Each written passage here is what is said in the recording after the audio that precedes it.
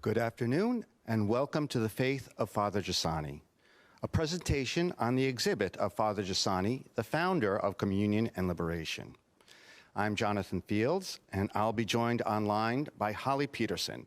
She'll lead the presentation with Archbishop Christophe Pierre, Apostolic Nuncio to the United States and longtime friend of the Encounter, and our friend Barry Stallman, entrepreneur and business manager. You can find their full bios on the Encounter website, which is newyorkencounter.org.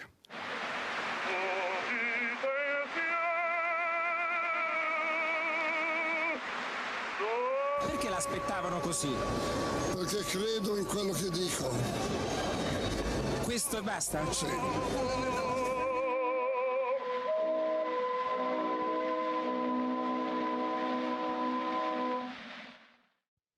The life of Giussani has been constantly marked by the profound social and cultural changes he found himself confronted with, because they challenged the transmission of the faith. We are all aware about his decision to spend the rest of his life as a priest with young people when he suddenly observed the disconnectedness between their faith and their life. And I would like to insist on that one. While many of these students profess to be Catholic, they knew the creed of the church, they knew their catechism, at least they appeared to know it, as we may know ourselves. The faith of as a lived experience was not being transmitted. And maybe this is a challenge of today.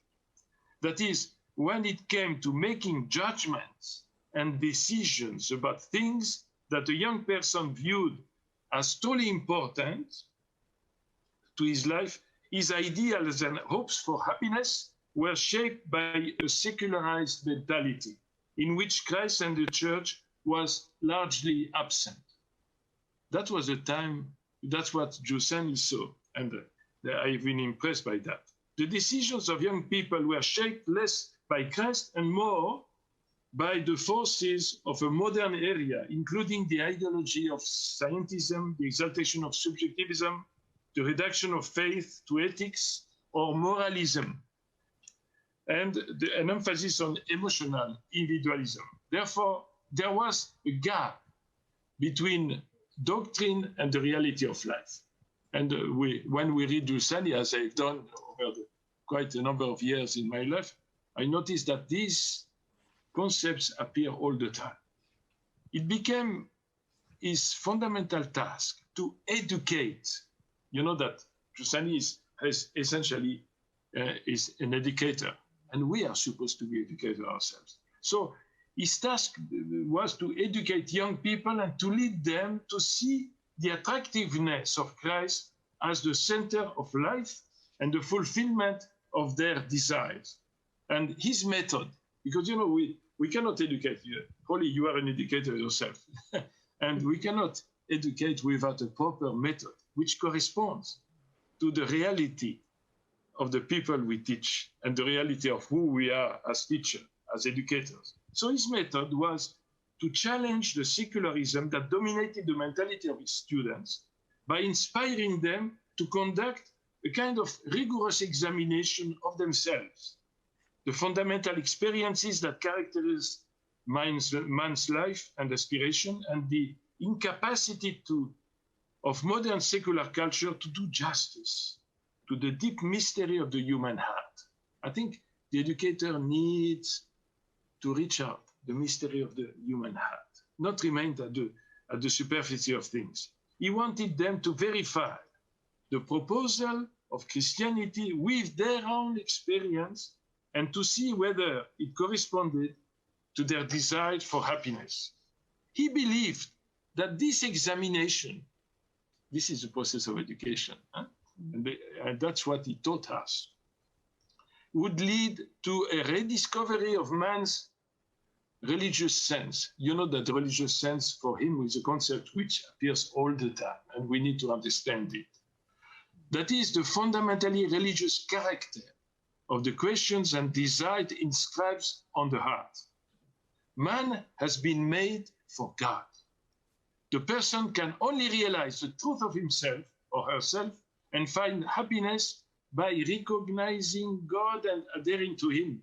And Giussani sought to guide young people to appreciate in a deeper way the fact that God has made this adherence to himself concretely possible, attractive and beautiful by becoming man and perpetuating his incarnate presence, again the word presence, in the world through his church, Christ and the church. This was the new approach and brought a freshness back to the faith of many. This was the really, may I say, the glorious beginning, although they were humble, but they were glorious in the sense that, you know, Giussani reached the people. The young people were listening. I think about that myself, about myself and my church today, and even in this country. You know, I hear constantly the priests, the bishops, and they tell me we cannot reach the people, especially the young people, where they are. So here we have a good example, the example of a priest who actually were, you know, in his ivory tower, studying, you know, at a very high level, and suddenly decided to go down and to reach out the young people. And he managed to do it. But 1968 happened. You remember 1968? You know, it's a time of crisis where history is full of crises. So we cannot just watch at the crisis. We have to understand them and to immerse ourselves into the reality so that we can continue, you know, to carry on, you know, our mission. So in a time of upheaval, many young people left the movement he had created. You know, that was the movement that Giussani created with hundreds and hundreds of young people. So, but suddenly something happened. Many were well-intentioned and desired to create a better world. Remember at least ourselves, we remember that. You know, I was a student at the time. But their approach was one of social activism, turning to ideologies and politics. There was, during the time of student protest, a genuine desire to authenticity in public life. Many felt the need to throw off the old order, filled with ambiguity and deceit, and to replace it with something new. This led to an hostility toward the past. It became impossible to appeal to authority. You remember at that time, you know, no authority. To appeal to tradition, no tradition as a starting point. The changes happened so quickly and left many bewildered. The way of confronting the world adopted by many young people was to return to the old methods which did not involve a personal encounter with Christ. We thought that we could resolve our problems by ourselves and what we call social activism. As things seems to be slipping away, Giussani, who was like, you know, I see Giussani like an antenna, you know, he had a special sense, he could perceive things because he was in contact with the reality. No? So Giussani showed his true fatherly concern. He posed a simple question, which we always should ask ourselves. What is that we want?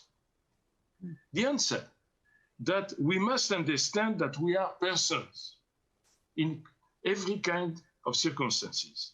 The genius of Giussani, as I see it, lies in his religious anthropology, in his proposal of the religious sense as the foundation of the human person's awareness of himself and his engagement of life and reality.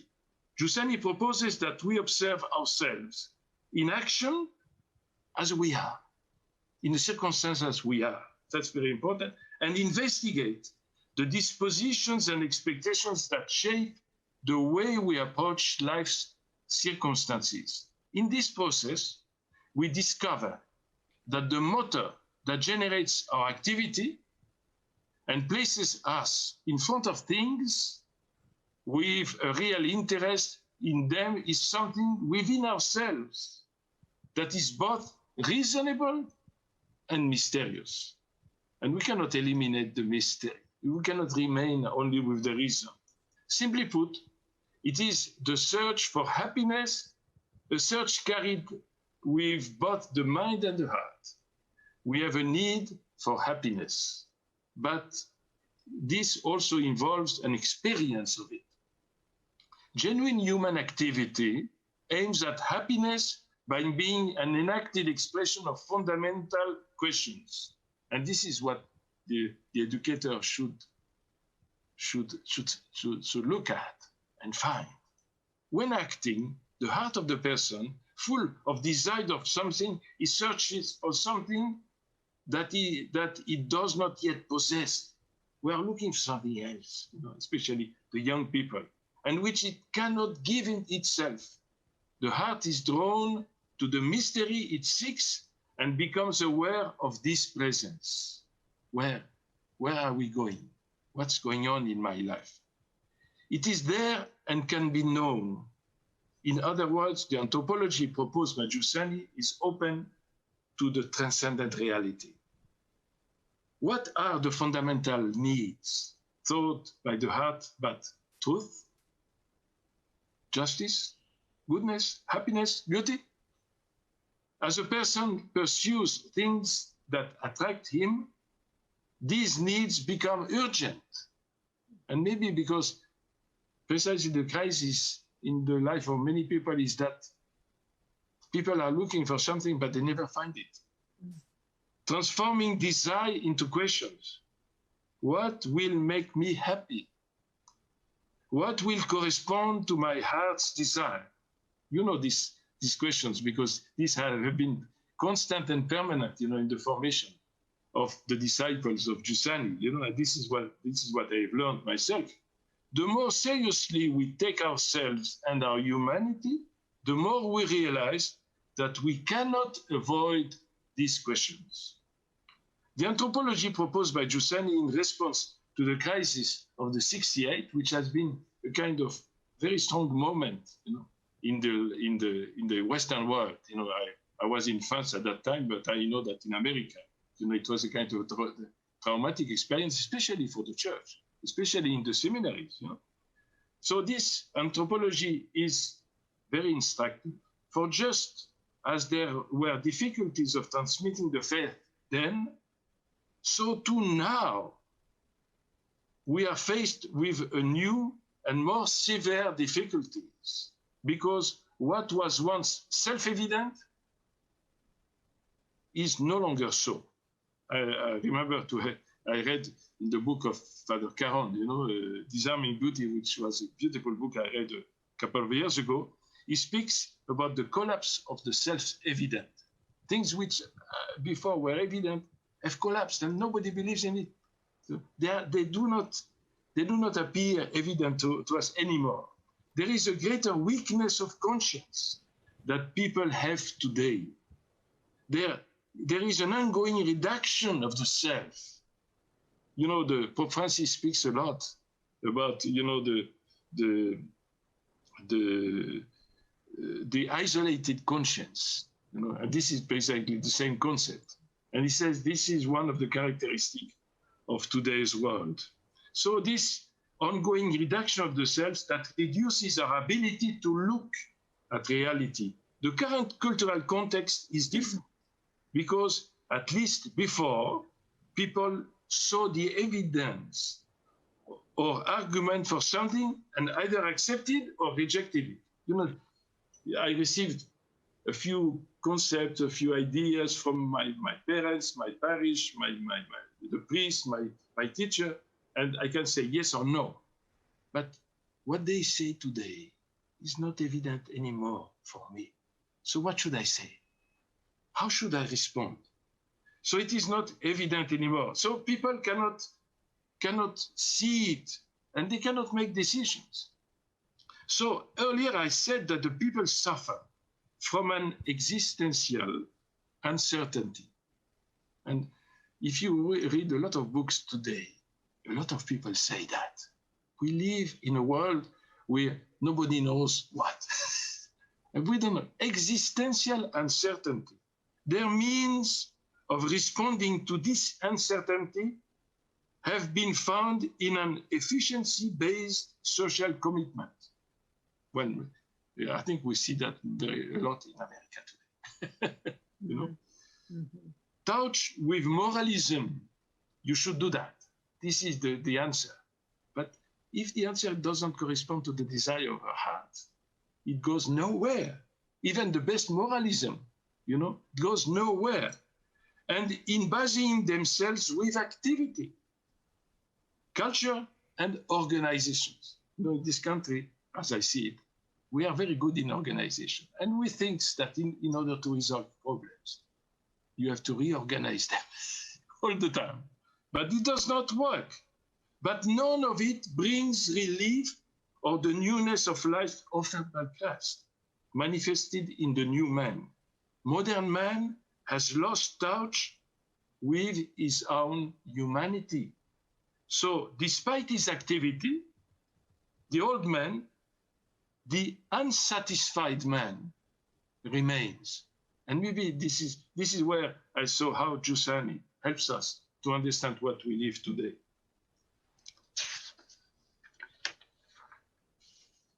The education he speaks about, aiming at a rediscovery of our own humanity, happens only through a living encounter with Christ that happens through the church. And I insist on that, you know, education, encounter with Christ through the church. And we cannot separate things like that, these various elements. How does people reawaken humanity? This is a big question. He meets us. Christ reawakens humanity. He meets us just as he met the Samaritan woman. I like this, you know, I like this passage of the Samaritan woman, very well known to all of us, you know, when Jesus met this good lady on the well of Jacob, you know, and this encounter changed her life. But it was a very simple one, but it was a substantial one, you know. He places before a human presence that is not reduced. He places people before his presence, the presence of Jesus as a man who is God, but who is in touch. As we would say today, is connected. And we live in a world where people mainly are disconnected. The impact of our humanity running into his reawakens to us to the importance of our needs. The problems faced, you know, this lady, well, I have no time to speak about the Samaritan, but you know it, you know, this lady had full of problems, but she was not even aware of that. So she was running his life, meaningless life. And suddenly, you know, a few questions, the presence reawakens her humanity. And she became a new person. What happens? This is precisely the encounter, you know? And this is the encounter Giussani speaks about, you know. I've always been impressed by the books of Giussani. You know, you have hundreds of books because he was speaking all the time. He was a good teacher, you know, but he repeats all the time the same thing in a different way. And basically different shades through examples of the encounter, because our life is precisely made of encounters, you know, and this is what changes our life. When the encounter precisely corresponds deeply to our deep needs. The problems faced by the person today do not immediately go away, but somehow we face them differently, not always directly, but by examining in depth the subject who faces them. Christ came to reawaken the religious sense and our own humanity to face these problems. You see, at times we think that God wants just to restore, you know, the order of the world, just to impose us laws and principles of morals. No, Christ comes just to have an encounter with us. And this encounter will change our life because Christ is precisely the one who goes to the heart. And what he proposed us, and this is the gospel, by the way, but the gospel is not just a book of morality. No. It's a book of encounters. And we are invited ourselves, to become a new person, encountering Christ in the same way that Jesus met, the first disciples, Peter and James, and those who became his disciples, and the Samaritan lady, and Zacchaeus, and there are many of them, and you and me. And this encounter will change our lives. So, in the context of epochal change, and indeed we live a kind of new epoch, who need to announce the gospel. And there is a deep need, by the way, today, to announce the gospel. Cannot do so by neglecting the new forces that can influence new generations. Who have their own expectations and aspirations. In other words, a main reason, it seems to me, that the difficulty in the intergenerational transmission of the faith exists is specifically rooted in the difficulty that we encounter in attentively reading the epochal change in which we are living. So I think what I learned from Giussani is precisely that. He said, he tells us, my friends, look at the world today. Don't be afraid of the reality. Look at the reality today. But don't forget, this reality is not outside ourselves. Look at the persons and go to the encounter of these persons. And the person you have to offer is precisely Christ himself. Because in this time, he was able to encounter people who are quite different, who are living in crisis. And he gave the mission to the church, and we are the church, to continue to do that, and only that. And the church is really the as we say, the sacrament of God's presence in the human reality, and we are the church. So, in the face of this existential fear, which we all experience today, and I think the coronavirus has increased it tremendously because it has isolated us. We need really to reconnect with others, with ourselves, and with God. In the face of this existential fear and the collapse of the self-evident, things which before were evident are not evident anymore, one approach would be simply to build a world around ourselves. Many people say that, to protect yourselves. And we have many symbols of protections today, which are horrible. But they are maybe necessary, like the mask.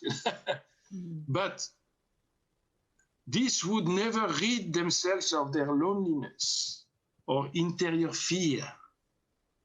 This would not actually help them to live in a new way or to experience the joy that comes with freedom offered by Christ and the gospel. The alternative of building walls is dialogue. At the heart of dialogue is the communication of one's own personal life to others. And maybe, this is what education is all about.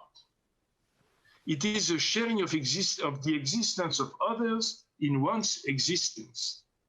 It is not always about proving oneself to be right. It is about a mutual sharing of persons that deals with how to live. And as Christians, our dialogue should express the lived Christian experience, not as a type of moralism, but as a grace which we have received from our initial encounter with Christ.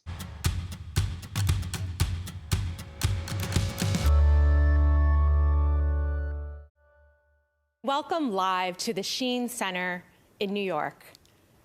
My name is Margarita Mooney, and I am pleased to be moderating this panel as part of the New York Encounter. Why on Earth is a panel where we will discuss the epidemic of suicide, mental illness, and isolation that has been exacerbated by the COVID pandemic. Let me now introduce you to our guests. Erin Carriotti is a professor of psychiatry at the University of California, Irvine School of Medicine, where he's the director of the medical ethics program at UCI Health. He serves as chairman of the medical ethics committees at UCI Hospital and at the California Department of State Hospitals. He has authored books and articles for both professional and lay audiences on bioethics, social science, psychiatry, and religion.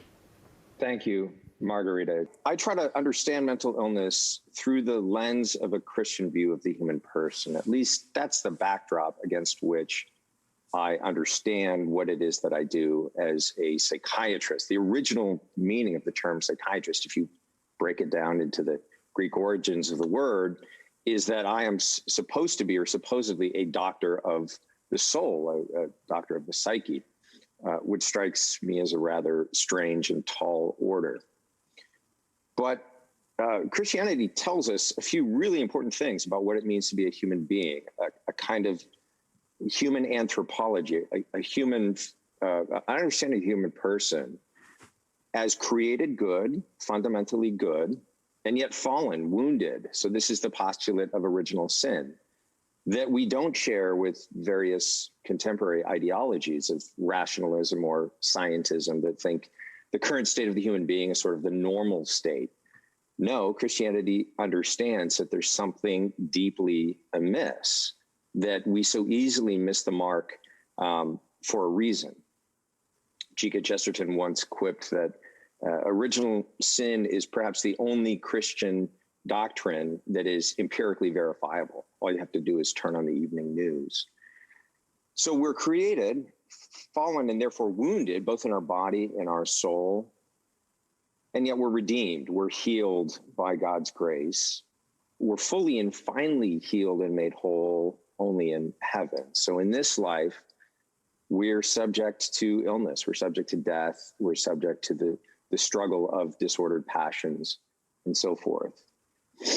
In addition, our faith tells us that we can't draw a rigid distinction between the body and the soul, right? So is this a mental illness or a medical illness is for a Christian kind of almost a nonsensical question, that body and soul are so intimately united until death that it's really hard to separate the two. And it's important for us not to forget that. And then sort of the third basic sort of background element is that we are built to be in communion with others, right? In the image of God as a trinity of persons, where, if you want to put it in sort of neurobiological terms, we're hardwired to connect with other people. So human beings can only flourish in community. We're intrinsically social and relational, or intrinsically political in Aristotle's sense. And I imagine later in this panel, we'll get into that issue in more depth, talking about COVID and the effects of the lockdown. So against this kind of background understanding of the human person, we can understand mental illness in all its complexity, in terms that are not simplistic and reductionistic, right? So because we're a unity of body and soul, we know that mental illness can originate in the body, and the sort of medical disease model is useful to some extent in understanding mental illness. It's not comprehensive, but we can understand mental illness in terms of what we have. Maybe there's a broken part in the brain, or the wires got miscrossed, and that's leading to the symptoms of schizophrenia, my hallucinations or my delusions. But we can also understand mental illness in terms of misdirected behaviors, right? That my will, my freedom is not fully in line with my rationality because of the fact that my nature is wounded, and the fact of what the theologians call concupiscence. And this can lead us in the direction of eating disorders and addictions and suicide, and being impaired, not in terms of what we have, but in terms of what we do, and in terms of the exercise of our freedom. We can struggle because of innate traits of what or who we are. We may have IQ traits that are on the low end of a normally distributed spectrum. So we may struggle in that regard with some form of cognitive impairment. We may have personality traits that are on the extreme end of the spectrum, and that cause us in certain circumstances to have particular vulnerabilities. We can suffer and struggle because of what we have experienced, right? All of us are embedded within a particular story. We understand ourselves and our identity and who we are and where we're going by virtue of the fact of being placed within a particular narrative. And so we can struggle with mental health problems because of what we have experienced, right? And this is the perspective that allows us to understand things like trauma or grief as perfectly understandable and expected responses to certain adverse life experiences. And so I think that all four of these perspectives, and perhaps we could add others to this list, are necessary to appreciate the complex ways that mental illness can manifest in our lives. And the danger for contemporary psychiatrists is to reduce everything, let's say, to the disease model and forget about the role of freedom and rationality in terms of our behaviors, or reduce everything to a kind of chemical imbalance in the brain, right? It may be true that you have a serotonin imbalance, but it may also be true that you have a problem with your mother, and these two things are not necessarily mutually exclusive. So human beings are complex.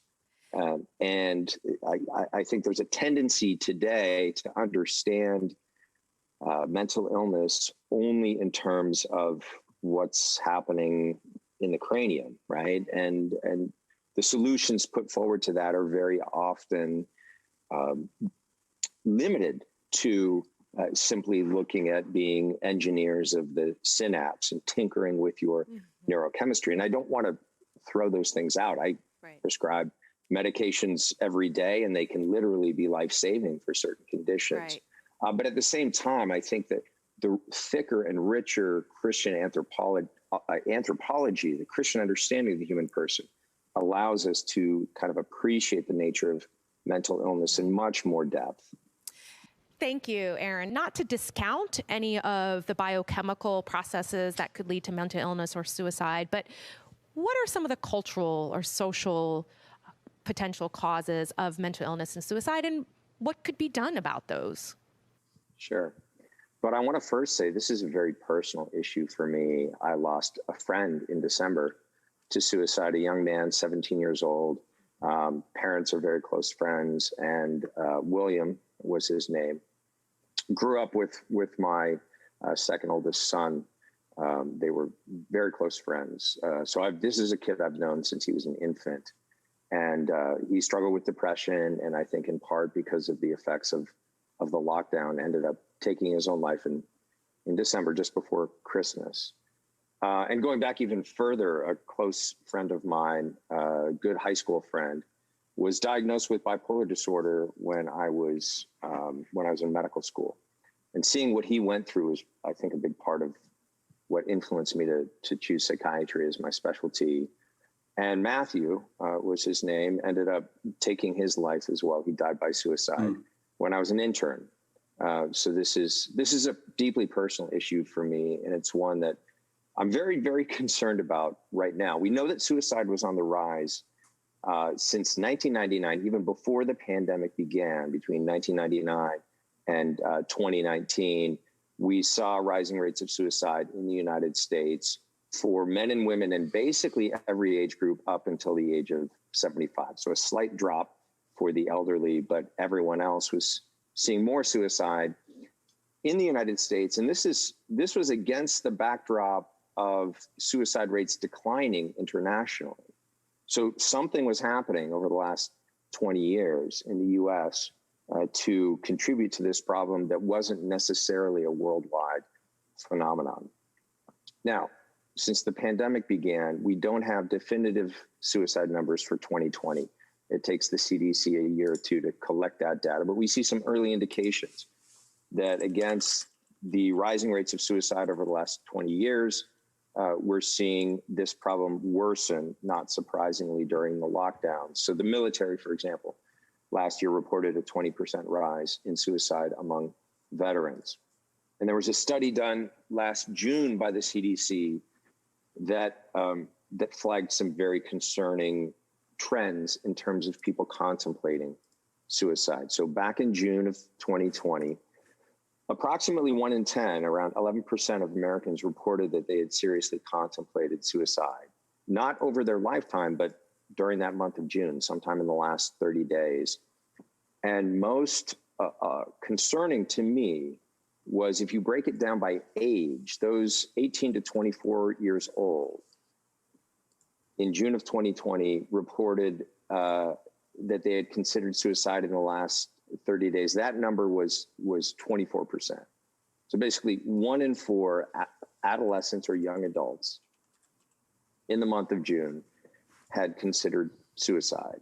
And so this is a large spike in suicidal thinking or suicidal ideation as compared to the previous year, 2019. And we saw a tripling of anxiety disorders from 2019 to 2020 in that study. We saw a quadrupling of depressive disorders in the same period of time. And we know that these problems tend to contribute to suicide. Some of the numbers that you gave are extremely sobering, but it sets the stage for why we're having this discussion, given that suicide has been on the rise, as you said, amongst almost all age groups since at least 1999. So one thing I've learned as a cradle Catholic is that people who were not raised in faith are open when you are willing to share with them how you answer the meaning of life. And what I find sometimes happens in universities is we blow open the question about the meaning of life, and then we refuse to say how it is that we answer it. So how do you share your own understanding of what makes life meaningful when you know you're dealing with people who may be atheist or may not share your faith? It's a great question. We shouldn't think of these conversations only as the purview of the professionals, right? So the sort of risk-averse university administrator who says, if a kid mentions suicidality to you, you should stop talking, pick up your phone, and immediately refer them to student mental health is really insane. And I say that as the person on the receiving end at student mental health who may see them when they arrive into my office. But the first thing to do, even though it's uncomfortable, is to listen. Look, tell me more about that. When did you start thinking about that? And what's going on in your life that has led you to the point where you've begun to wonder whether it's worth going on or not anymore? And just listen. I think there's a lot of fear initially because we assume that we have to solve the problem. And the first step is simply to understand and to make a connection with the person so that the person feels a little less isolated. Walker Percy, who is not so utterly alone that it's not the cool clinical touch of a stranger that makes him feel less alone. So this idea of two lonely people sort of coming in contact with one another and one person saying to another person, yeah, I can understand given what you've gone through or given what you've struggled with, or just given the way that you see the world, why you're suffering in this way, or why this question has become so pressing for you. And down the line, that may lead to a referral, and it may lead to deeper conversations about what gives me in my own life meaning. And we know that those things are helpful too. I mean, we can look at medical research. My colleague at Harvard, Tyler Vanderweel, has done a lot of work in the last couple of years looking at the role of religious faith and religious participation in religious communities and religious services and lowering the risk of suicide. He's replicating a lot of work that's been done previously on that. So it's very well understood in social science that religious faith and participation will lower the risk of suicide. It doesn't immunize us against suicide, and people of deep faith do succumb to suicide. But the way in which we fundamentally see the world does matter, and and various worldviews can lead to various forms of insanity. And so it's important for us to have those conversations about metaphysics and religion as well, because these things have real impacts on people's lives. Thank you, Erin. How do you communicate that unity, that love, that hope to someone whose life has been marked by tragic suicide? I think you begin by being present to them and by showing them a loving, faithful presence, really through friendship. Don't tell them that you know what they're going through or try to analogize it to some experience of loss that you've had. I suppose if you have lost a loved one to suicide, you can do a little bit of that. But I have not lost a child to suicide. I cannot imagine. Losing a friend was bad enough. So telling William's parents that somehow I understand what they were going through would have obviously been a lie. And they don't need that. What they need to know is that you love them, that you love the person that they lost. One of the beautiful things that was emphasized at the homily at William's funeral is that as Catholics, we have something that we can do for the deceased. We can pray for them. We can offer the Mass for them. We can offer rosary and suffrages and prayers via the communion of the saints, that the person is not utterly lost to us, and that because Christ descended into our misery in the incarnation and on the cross, no person is ever lost to God's love, right? That he in the Garden of Gethsemane, he suffered the anguish that we suffer, and the sense of abandonment with his cry on the cross is an identification, I think, with those who because of their illness, who because of their anguish or their despair, cannot at a particular moment feel God's presence. And so I think the key is friendship. And the key is that the Christian community has to show that we love one another, not in spite of, but especially in and through those most difficult periods of life. And to see the whole local Christian community when William died come out and support his parents and support his siblings and his family was, as anguishing as the whole thing was also very, very edifying and beautiful. And that's what Christians have, I think, always done from the very beginning. And that's what attracted the pagan society that Christianity came into. That's what began to attract people to the church, see what love they have for one another.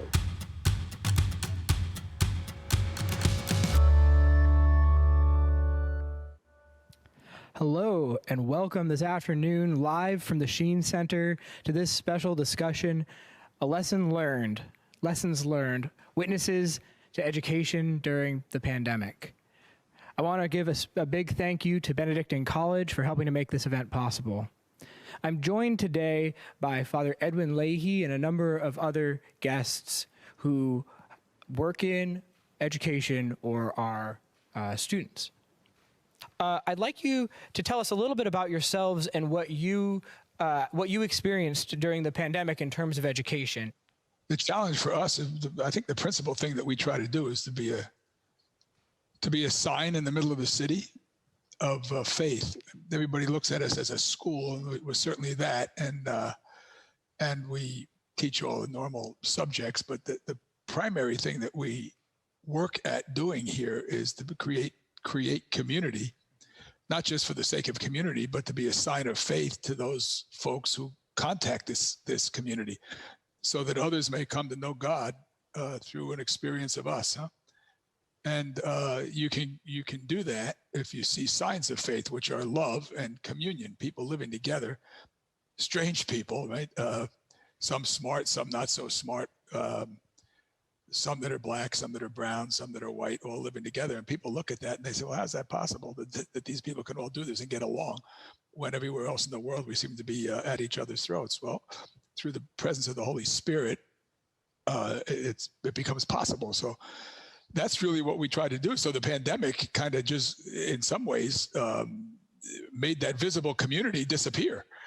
So we had to find other ways to create community virtually, which we've we actually worked at doing. We did it we stopped school on the March 14th, and on the 17th we were virtual, and we had our morning meeting as we always do, virtually, and we actually discovered things that were going to continue. So there were some benefits to the pandemic that we never would have discovered some of the things had we not experienced the pandemic. So it's been interesting. I've been at this for 50 years almost, so I'm getting the hang of it a little bit. And but creating community is what we're all about. It's the most important thing that we do.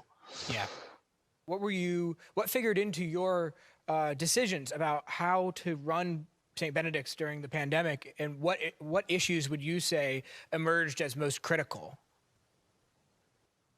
Well, as I said, I'm going to go back again to the issue of community. The first question that came up is, how do we preserve as best we can some sense of community, and some sense of giving up what I want for what we need. It's fundamentally what community is about, right? Giving up what I want for what we need. And we had to work hard at deciding how we were going to do that. It's not easy, to do. We're made to be connected, to be together. We even talk about the mystery of the sublime, the mystery of God as being communal. Correct? We talk about Father, Son, Spirit. This dynamism that Avery Dulles, Cardinal Dulles, used to call it dynamism of the Spirit of God. It moves in us, and it holds us together.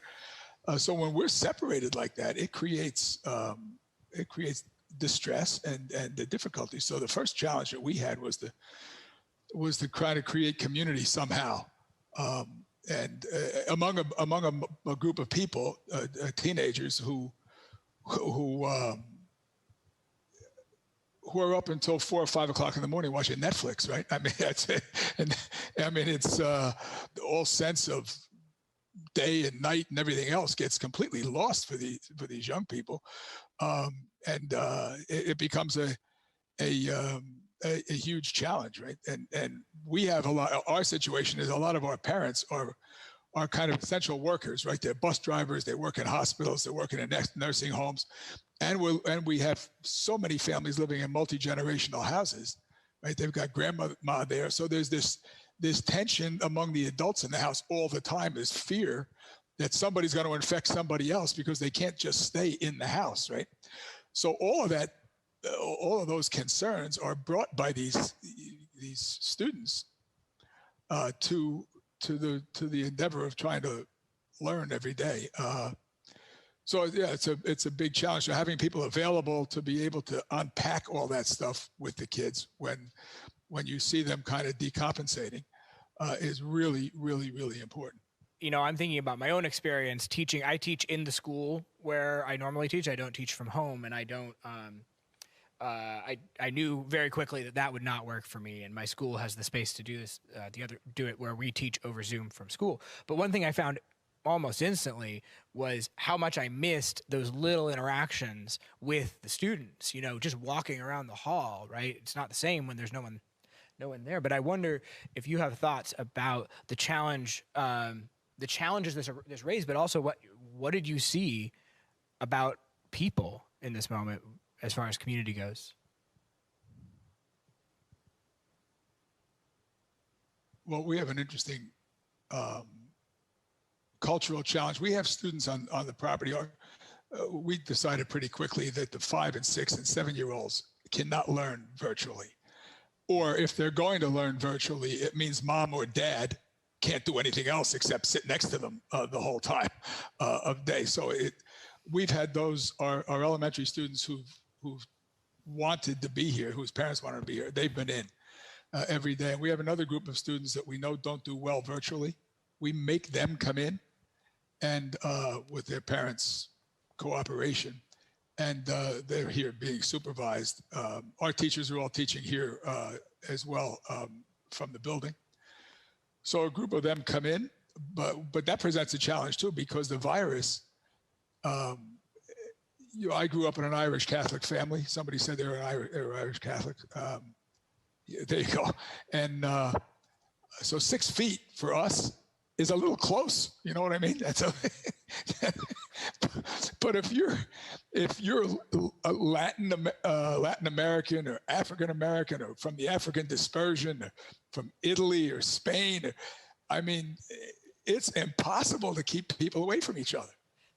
Everybody has to hug each other and shake hands and be touching each other and all. So that makes it real difficult when you have students on the property, when you have to keep so-called social distancing, physical distancing. It's a very big challenge. So that's another thing to think about, is the social implications, the cultural implications of the virus when we're trying to bring people back together. It's been a big challenge for us. We've had our teams trying to practice now, and our activities, our theater is coming in. We're trying to bring more and more people onto the property. But the other day, I heard a couple of students under my window in the monastery. They were out on the street, and they were talking in such a loud voice. Right? And I looked out my window, and here they are about 6 inches away from each other, 2 African-American kids, and they're going at it, talking about this, that, and the other thing. So I had to go downstairs. I went out on the front stoop that's right behind me right now, virtually, and I started screaming at them for being so close together and everything. I said to myself afterwards, "Oh, that felt good. I haven't done that in 11 months." had an opportunity to have to yell at somebody. So, yeah, you miss that. You don't hear balls bouncing in gyms. You don't hear conversations going on about class or about anything. It's a big it's a suffering, is what it is. It's a suffering. You're saying you run an all-boys inner-city school. You came by that raspy voice naturally. Yeah, well, it was an all-boys inner-city school up until last year in the high school level. But then the 2 schools closed, 2 Catholic schools closed, and a group of girls broke in here. That's the way to say it. I mean, they connived with our guys and decided that they wanted to create a girls' division, not a co-ed school, but a girls' division of St. Benedict's Prep. And there was just no stopping them. So they kind of overran us.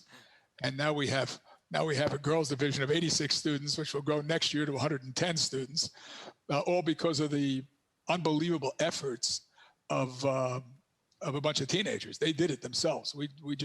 The adults were forced into cooperating with them and to help them make it happen. That sounds like reality hitting. You know, why did we struggle so much with education, and what does that reveal about what's essential in education?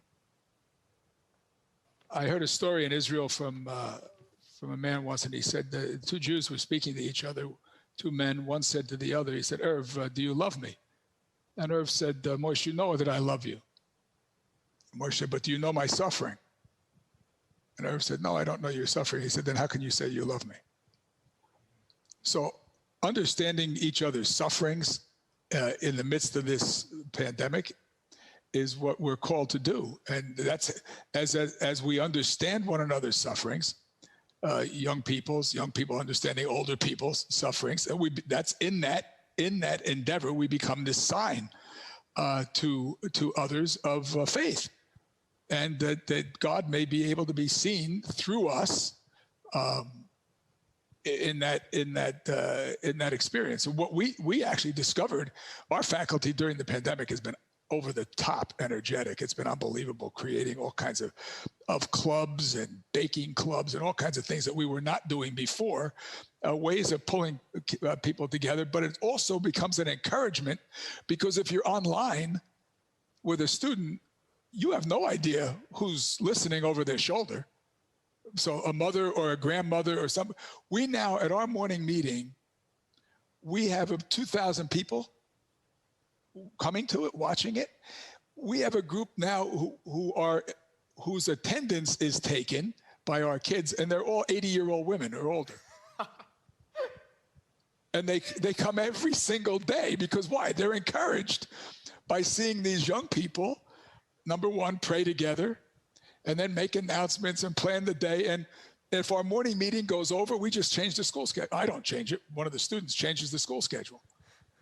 Then we go longer, and it runs over almost every day, because the the African dispersion's view of the clock is completely different than those of us who are further north on the globe, where we tend to be more precise. But it's, as Italians will tell you, that, and Spaniards too, right? It's an approximation, right? We're supposed to start at 8 o'clock, more or less. So, but this meeting has been, our alumni come to it. And if there's an alumnus who's 78 or 80 years old who's not at the meeting, the kids are looking for them. They're making calls to see if they're okay. So there's been a whole dynamic that's happened here that has been an encouragement to me in the midst of this strange time. It's been, and it's not been miserable. Mm-hmm. I mean, it's somehow the plagues in Egypt led to new life, right? So I don't know how the new life is going to manifest itself, but I believe that it will out of this whole thing. Well, and it seems like you have glimpses of that new life as well, right? Correct. Yeah. So Time Magazine made a provocative cover in 2020, end of 2020. It said 2020, the worst year ever, right? Some of you probably saw that. On March 13th of 2020, so the day before, the last day we had in-person classes at my school, I had an 8th grader ask me, in 8th grade science, ask me, Mr. T, can we just not have school until the pandemic's over? Right, so now we're 11 months into this. Should we have followed my student's suggestion? Was it really worth it to go through this whole experience? Well, the fundamental question for us should be, right, well, does the cross, is it worth it? Is suffering meaningful or is suffering absurd? Right? That, I think, mm-hmm. Well, I would say, yeah, it's meaningful. I hope everybody on the screen would say it's meaningful. But I think that's the bottom line. We're as I said in the very beginning, we're going to end where I started at least, that we're made to be connected. We're made to be in contact with one another, just like the mystery of God. And we're made in God's image. If we believe it, then we're feeling it right now. And that from this experience, the value of the other is what I think you take out of it.